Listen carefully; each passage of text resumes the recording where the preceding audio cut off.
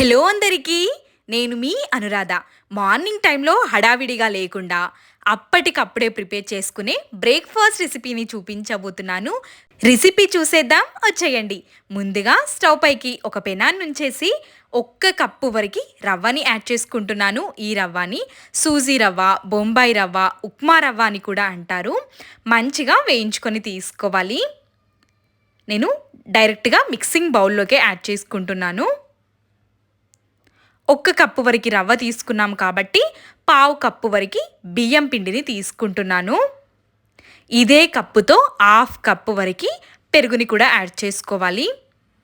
1.5 cup వరకు వాటర్ని add చేసుకోవాలి. మొత్తం ఒక్కసారి మిక్స్ చేసుకోవాలి. విస్కర్తో కానీ స్పూన్తో కానీ కలిపేసుకొని మూతని కవర్ చేసి 10 to 15 మినిట్స్ వరకు పక్కనుంచుకోవాలి. ఒక 15 మినిట్స్ తర్వాత చూపిస్తున్నాను మీకు. రవ్వ వాటర్ని పీల్చుకొని సాఫ్ట్గా అవుతుంది. కంటిన్యూస్గా స్పూన్తో కానీ విస్కర్తో కానీ పిండి సాఫ్ట్గా అయ్యేంత వరకు కలుపుకొని తీసుకోవాలి. ఈ విధంగా పిండి ఉన్నప్పుడు పక్కన ఉంచేసుకొని ఒక చిన్న గిన్నెలోకి పోపుని పెట్టుకుందాం. గిన్నెలోకి 1 స్పూన్ వరకు ఆయిల్ వేసుకొని ఆయిల్ వేడైన తర్వాత జీలకర్ర, ఆవాలు, 1 స్పూన్ వరకు పచ్చి శనగపప్పుని కూడా వేసుకొని ఇవి కరకరలాడేంత వరకు ఫ్రై చేసుకోవాలి. పచ్చి శనగపప్పు కరకరలాడుతున్నప్పుడు ఇందులోకి 1 ఇంచు అల్లం ముక్కని తీసుకొని సన్నగా తరుక్కొని తీసుకున్నాను. 2 పచ్చిమిర్చిలని కూడా వీలైనంత సన్నగా తరుక్కొని తీసుకుంటున్నాను. 1 చిన్న సైజ్ ఆనియన్ని కూడా సన్నగా ముక్కల్లాగా తరుక్కొని తీసుకున్నాను. ఇవి మొత్తం ఫ్రై అయిపోవాల్సిన అవసరం లేదు, సాఫ్ట్గా అయితే సరిపోతుంది. 1 రెబ్బ కరివేపాకుని కూడా సన్నగా తరుక్కొని తీసుకుంటున్నాను.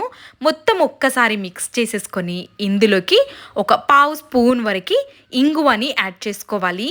ఇంగువ మొత్తం కలిసిపోయే విధంగా ఒక్కసారి కలిపేసుకొని స్టవ్ ఆఫ్ చేసి ఈ పోపుని మనం రవ్వలోకి యాడ్ చేసుకోవాలి. కన్సిస్టెన్సీ అనేది రవ్వది ఈ విధంగా ఉండాలి. కాస్త పల్చగా ఉన్న ఇందులోకి ఇంకొక 2 స్పూన్స్ వరకు బియ్యం పిండిని యాడ్ చేసుకోవచ్చు.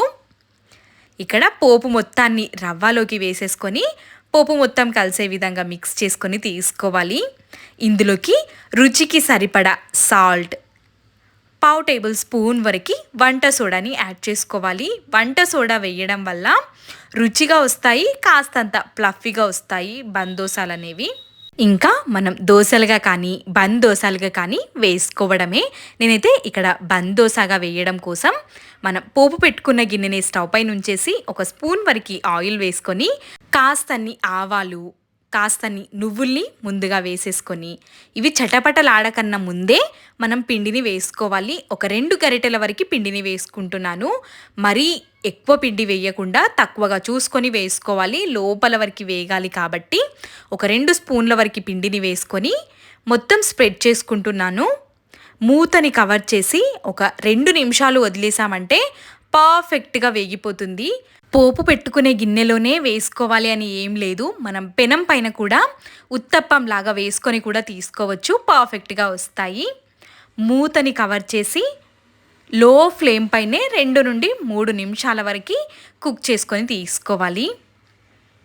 చూస్తున్నారు కదా, కాస్తంత ప్లఫీగా వచ్చింది. ఇప్పుడు ఇంకొక సైడ్కి టర్న్ చేసుకోవాలి. ఈజీగా సపరేట్ అయిపోతుంది, అతుక్కపోయే ఛాన్సే లేదు కాబట్టి ఈ విధంగా ఇంకొక సైడ్కి టర్న్ చేసుకొని తీసుకోవాలి. పోపు పెట్టే గిన్నెలో వేసుకుంటే కాస్త షేప్ అనేది పర్ఫెక్ట్గా వస్తుంది, అంతే. 2 సైడ్స్ కూడా మంచిగా కాల్చేసుకొని మంచి చట్నీతో సర్వ్ చేసుకుంటే సూపర్ టేస్టీగా ఉంటుంది. ఇలాంటి సింపుల్ అండ్ ఈజీ రెసిపీస్ కోసం మన ఛానల్ని సబ్స్క్రైబ్ చేసుకోండి. వీడియో నచ్చితే ప్లీజ్ ఒక లైక్ వేసుకోవచ్చు కదా. Thanks for watching.